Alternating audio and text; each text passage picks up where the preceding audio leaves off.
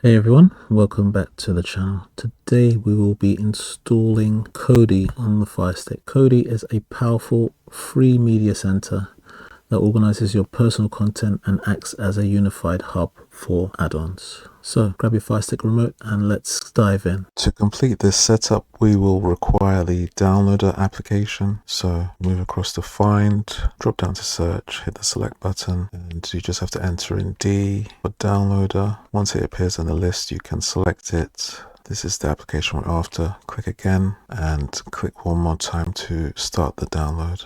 Okay, before we open it, we will need to amend a setting. So if we click the menu button, move all the way across to settings and select My Fire TV. Here we will need to select this menu option, developer options. If you do not see this, just highlight about and click, and then click the select button 7 times. And then you will see the option at the bottom. Now you are a developer. Once you have downloader installed and configured, we will move across to launch it. So I'm just going to the apps library, selecting downloader. Here we will enter in the code after double clicking. The code for today is 4571603, and we hit go.